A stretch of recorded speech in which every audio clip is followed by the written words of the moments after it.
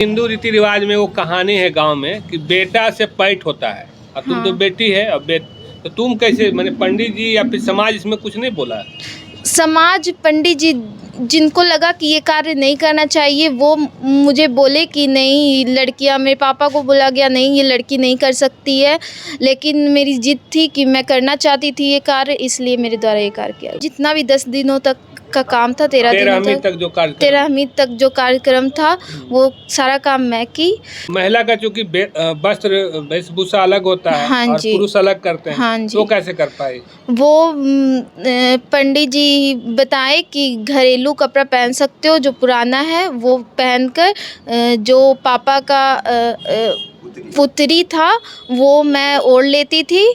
समाज में लड़के और लड़कियों को अलग तरीके से देखा जाता है, जिनमें उन्हें कार्यों में भी उन्हें बांटा गया है। नमस्कार, मैं अशोक प्रियदर्शी। बेटियां आज हर क्षेत्र में जहां मौका मिल रहा है तो वो अपना उपस्थिति दर्ज करा रही है, लेकिन कर्म कांड जैसे जो परंपरा है उसको लेकर के अभी समाज में एक बड़ी भ्रांति है, और उस भ्रांति को तोड़ना आज भी बड़ा ही मुश्किल का काम है। तो आर्ची लॉ के स्टूडेंट है और उस परंपरा को तोड़ी है, आगे बढ़ के समाज की मर्यादा, जो समाज की जो सीमाएं हैं उस सीमाएं को जो रूढ़िवादी जो परंपरा है उसको तोड़कर आगे बढ़ी है। इनके दादाजी का देहांत हो गया था, और जैसा कि हम लोग सभी जानते हैं कि श्राद्ध कर्म में ऐसा माना जाता है कि श्राद्ध कर्म बेटा ही करता है या फिर कोई पुरुष सदस्य ही करता है, जो 13 दिन का जो कठिन काम रहता है, लेकिन ये अपने दादाजी का काम खुद की है। तो हम आर्ची से ही समझने की कोशिश करते हैं कि इसको ये किस नज़रिए से सोचती है और कैसे कर पाई। अपना पहले परिचय बता दीजिए पूरा। मेरा नाम आर्ची शर्मा है, मैं BLLB की छात्रा हूँ और मैं 8वें सेमेस्टर में हूँ।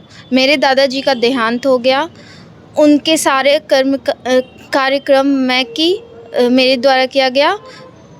मुख अग्नि से लेकर सारा जितना भी 10 दिनों तक का काम था, 13वीं तक जो कार्यक्रम था वो सारा काम मैं की। मेरे दादाजी के एक ही पुत्र हैं जो कि मेरे पापा हैं, ज्ञानदेव विश्वकर्मा।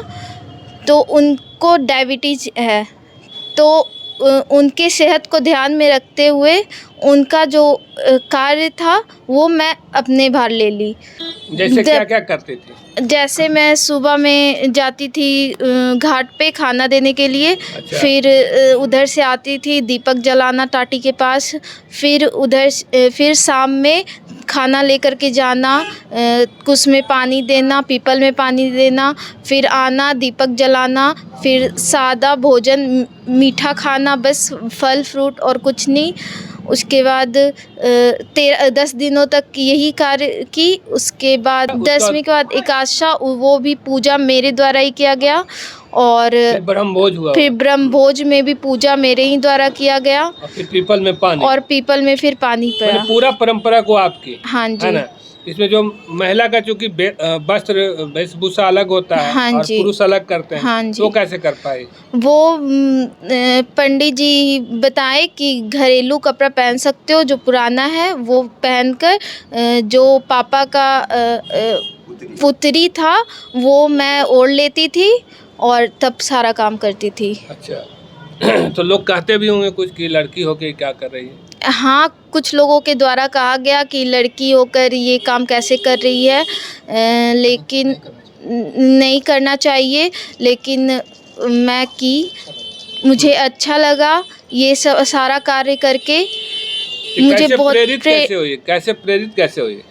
प्रेरित हुई क्योंकि समाज में लड़के और लड़कियों को अलग तरीके से देखा जाता है, जिनमें उन्हें कार्यों में भी उन्हें बांटा गया है कि ये काम आप नहीं कर सकते, ये काम आप नहीं कर सकते।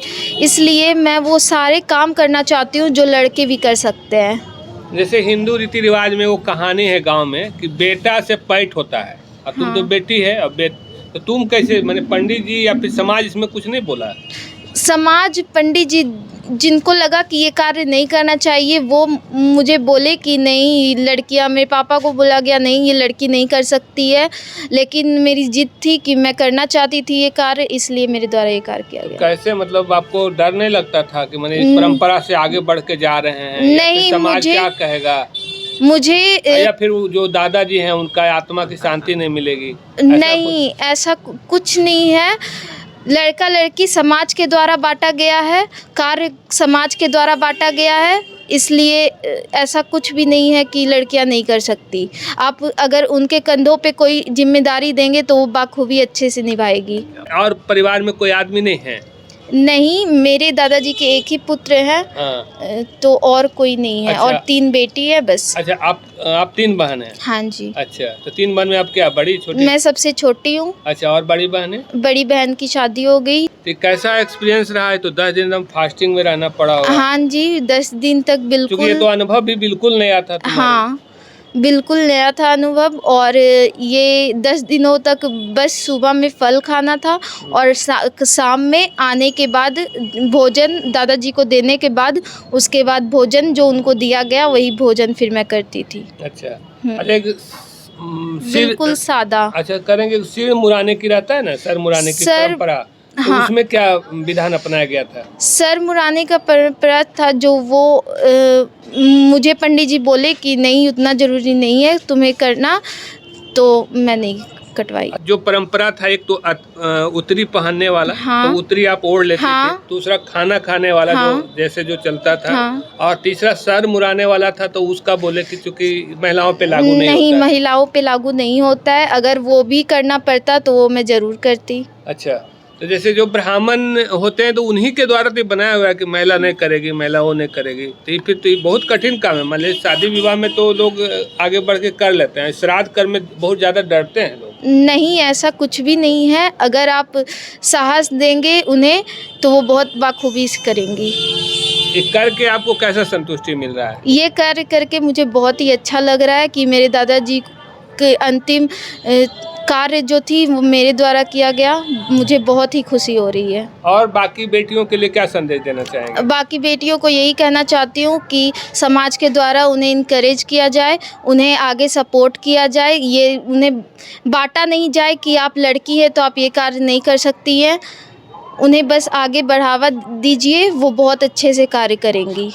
तो ये आप लॉ के स्टूडेंट थी इसलिए कर पाई, या फिर ऐसे भी सामान्य रूप से नहीं, पढ़ाई? सामान्य रूप से भी अगर कानून वाला होता है ना भाई कि हम तो कानून पढ़े, हमको सब कुछ पता है, तो इस लिहाज से ये कल्चर चेंज हुआ इसके चलते कर पाई, या फिर ऐसे ही सामान्य रूप से जो अगर समान रूप से लड़की रहती तो भी करती? जैसे समान रूप से भी लड़कियां रहती तो वो भी करती, अगर उन्हें कार्य किया जाता। अगर उन्हें ये नहीं बोला जाता कि अगर पिताजी का पुत्र है तो बस पुत्र ही करेगा, और अगर पुत्र नहीं है तो बेटियां नहीं करेंगी। कि समाज और जो सोचने वाले लोग हैं उनको सोचने दिया जाए। हाँ, जो सोचने वाले हैं उनकी सोच ही वैसी है, तो वो जो भी सोचे वो नहीं बदल सकते हैं।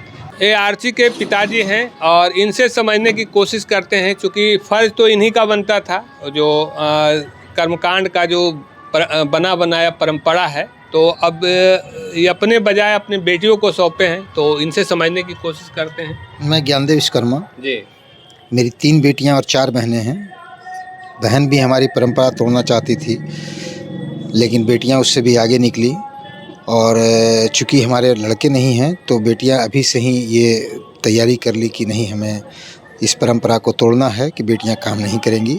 और हमारे पिताजी के देहांत के बाद चूँकि हमें डायबिटीज़ था और कुछ प्रॉब्लम था पर्सनल, जिसके कारण हमारी बेटियां ही सारे कार्यक्रम को अपने कंधे पर ले ली और सारे कार्यक्रम को मैंने अच्छे पूर्वक निभाई।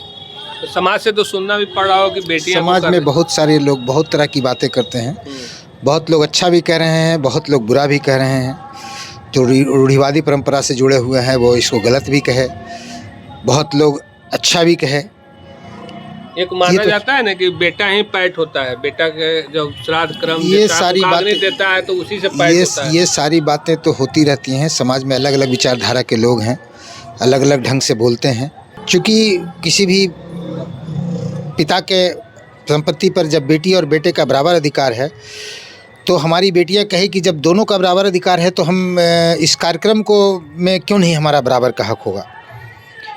तो चूँकि हमारी बेटियां सब पढ़ी लिखी हैं, समझदार हैं, तो इन सब परंपराओं को नहीं मानी और वो सारा कार्यक्रम बाखूबी निभाई। हमें बहुत खुशी है इस बात की कि वो सारे कार्यक्रम को बहुत अच्छे तरीके से की।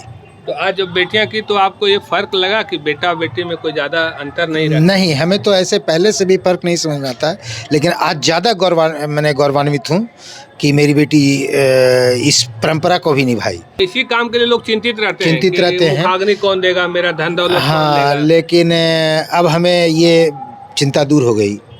तो ये था ज्ञानदेव विश्वकर्मा जी का अनुभव, जिनकी बेटी ने अपने दादाजी का श्राद्ध क्रम का जो पूरा परंपरा है इसका निर्वहन की है और इसको लेकर के इन्हें भी आज एहसास हुआ कि जो एक हर अभिभावक को, खास करके बेटियों के माँ बाप को लगता है कि उनका मुखाग्नि बेटा ही देगा तो वो स्वर्ग जाएंगे, बाकी नीचे रह जाएंगे। तो उस परंपरा को तोड़ने में ये परिवार एक मिसाल पेश की है। धन्यवाद।